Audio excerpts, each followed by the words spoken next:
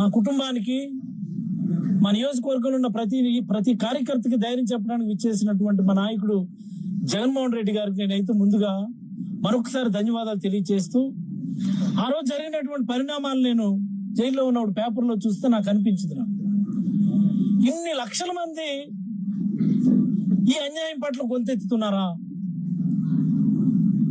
ఇన్ని లక్షల మంది ఈ అన్యాయం పట్ల కదిలి వచ్చారా? నన్ను జైల్లో పెట్టడం అన్నటువంటిది, అక్రమంగా జైలుకు పంపించడం అన్నటువంటిది, రాజకీయ కక్షతో నన్ను జైలుకు పంపించడం అన్నటువంటిది, ముఖ్యంగా నా కొడుకుని సైతం ముక్కుపచ్చలారన్నటువంటి రాజకీయాలతో సంబంధం లేదు కదా.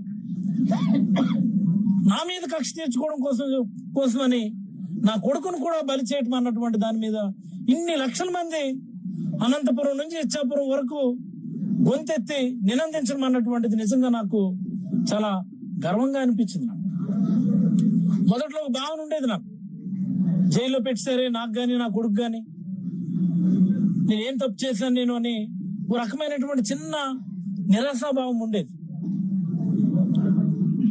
ఆ రెండో రోజునే దాసన్ వచ్చారు జైలుకి నాకు ములాఖత్ పెట్టుకొని కలవడానికి.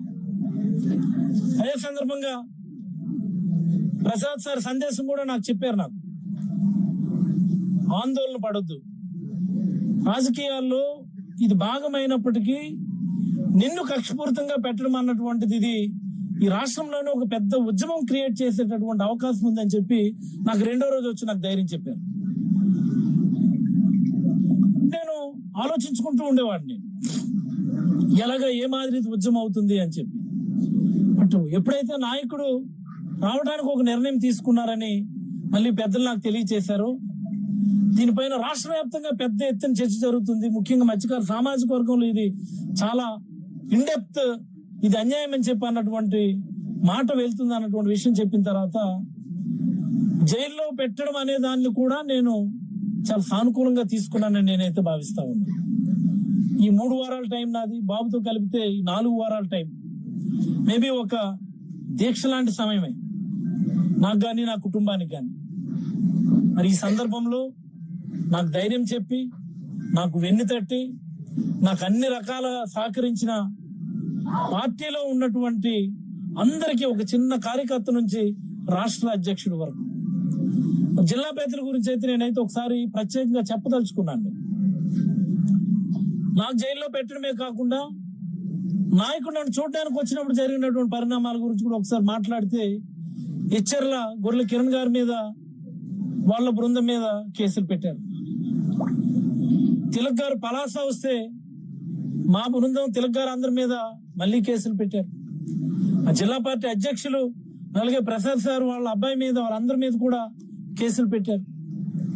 మరి ఆంధ్ర వలస చింతాడు రవి వాళ్ళు అందరు బృందాన్ని అయితే ఏకంగా మళ్ళీ వాళ్ళను కూడా నాతో పాటు జైలు సహచరులుగా అక్కడ పంపించినటువంటి సందర్భం.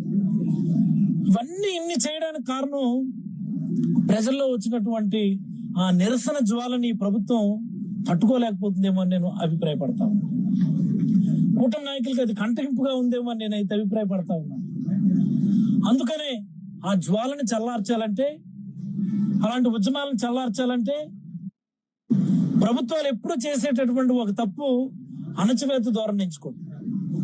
ఆ అణచివేత ధోరణి చంద్రబాబు గారికి ఉన్నటువంటి అపారమైనటువంటి అనుభవాన్ని ఉపయోగించి అణచివేత ధోరణి ఎంచుకొని ఇన్ని కేసులు పెట్టినారు. అది చాలదన్నట్టు ఏకంగా ఒక రాష్ట్ర ముఖ్యమంత్రి స్టేషన్ హౌస్ ఆఫీసర్లతో రివ్యూ తీసుకోవడం అన్నటువంటిది దేశ చరిత్రలో ఎక్కడ లేదు. అసలు దేశ చరిత్ర ఇది మొట్టమొదటిసారి స్టేషన్ హౌస్ ఆఫీసర్లతో,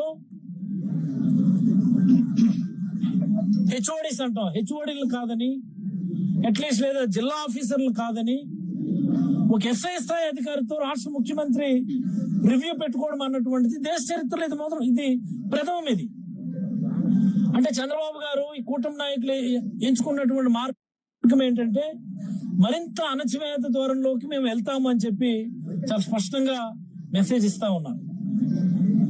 చంద్రబాబు గారు గుర్తుపెట్టుకోవాల్సిన విషయం ఒకటే, ఎక్కడైతే అణచివేత తీవ్రం అవుతుందో, ఎక్కడైతే అణచివేత తీవ్రం అవుతుందో అక్కడ తిరుగుబాటు కూడా అంతకు మించి ఉంటుందన్న విషయాన్ని చంద్రబాబు గారు గుర్తుపెట్టుకోవాలి. ఇప్పటికే రాష్ట్ర వ్యాప్తంగా రాష్ట్ర ప్రజల్లో ఉన్నటువంటి తిరుగుబాటు స్వరాలు మనం వింటూనే ఉన్నాము. నిన్న కర్నూలు వెళ్ళినప్పుడు ఆ ప్రాంతంలో ఉన్నటువంటి ప్రజల యొక్క గర్జన ఎలా ఉందో మనం చూసాం. అంతకుముందు దేవరపల్లి రాజమండ్రి వచ్చినప్పుడు రైతుల్లో గర్జన ఎలా ఉందో చూసాం మనం. మరి మన ఉత్తరాంధ్ర ప్రాంతానికి వచ్చినప్పుడు ఇంత సుదీర్ఘమైనటువంటి హైవేలో ఒక రోడ్ షో అన్నటువంటిది నాకు తెలిసి దేశ నాయకుడు ఎవరు కూడాను చేయలేనటువంటి